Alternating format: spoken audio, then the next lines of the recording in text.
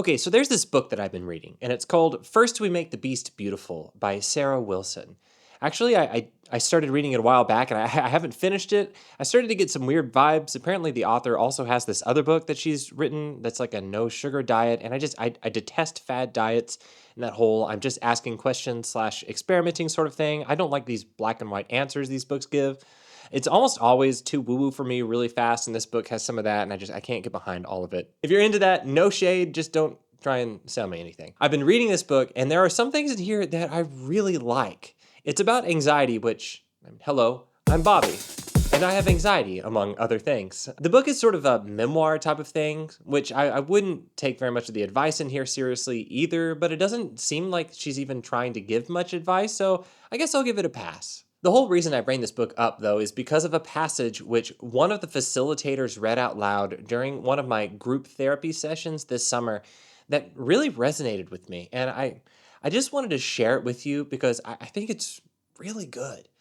In this passage, Wilson starts by saying that she sometimes likes to write a letter to her anxiety when she's feeling overwhelmed. And I'm going to read that passage to you right now.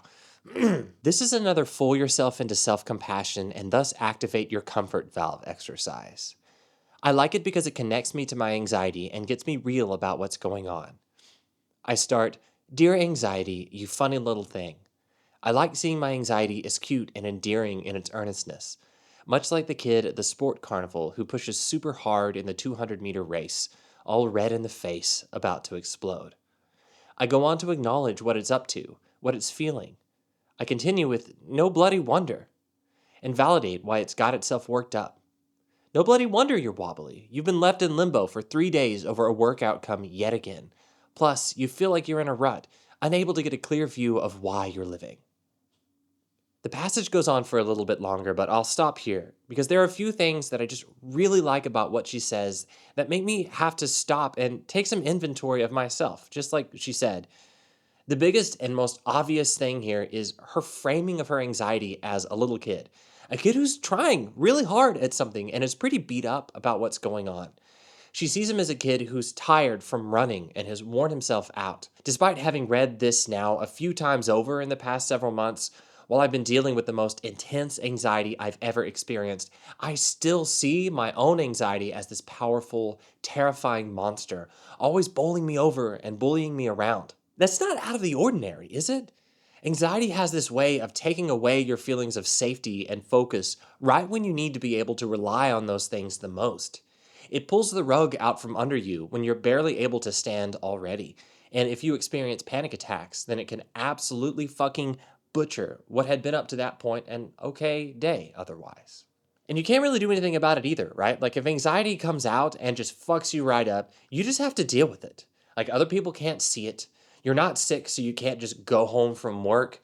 Other people will probably just judge you for it and say that you don't have enough gumption or stick-to-itiveness or mental toughness. A few weeks ago, I worked on a short film, and 3 out of the 6 days I spent on set, I cried for over half an hour before I got there just from performance anxiety.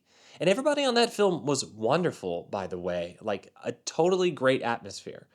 I'm not even a crier. Like, that's more than I've cried in the past 10 years already. It's just that anxiety can swell and rush like a giant tsunami, and you're just like little you on a beach staring up at this impossible force that won't leave you alone. And the literal only option that you have is just to try and like swim through it as it throws you around like a rag doll. It's the most exhausting thing I've ever experienced. I'm a lot less tired after running a marathon than I am after a panic attack. So I think of my anxiety as a monster, and I always have.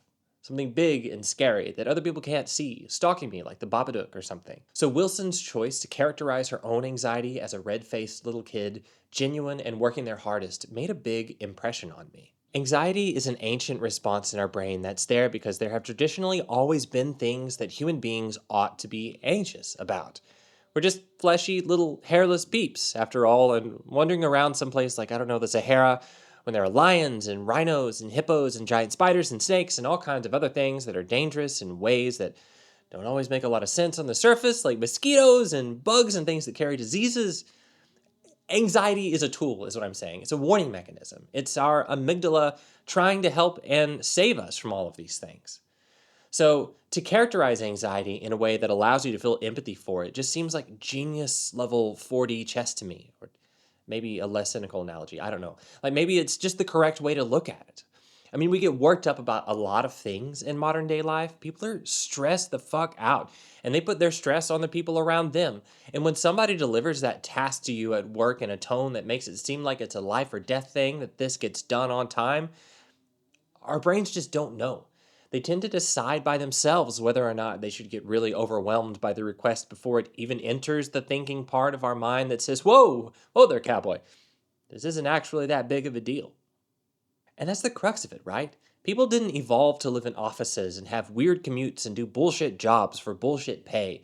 We used to just like hunt and eat berries and shit. Like, we do a sex, we'd eat a little bit more. Like, I don't know, invent fire or something every now and then. But there's no way modern life is something that we're in any way biologically or mentally equipped to deal with. Holding that thought firmly in mind lets you recast your anxiety as maybe like a tag-along caddy, carrying your big golf bag as you run around in a panic.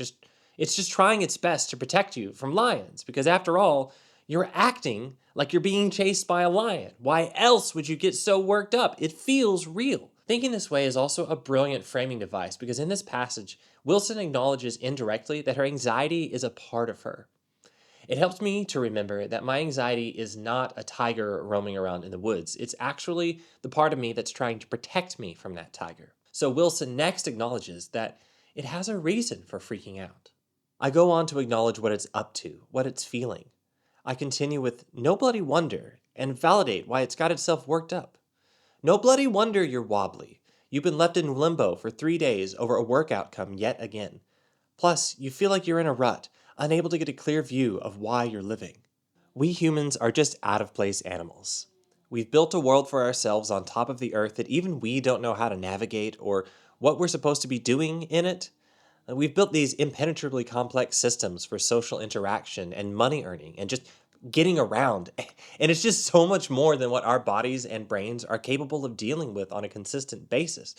And so that little guy, whose job has traditionally always been to warn us of pretty cut and dried threats, our nervous system, is understandably feeling a little put out.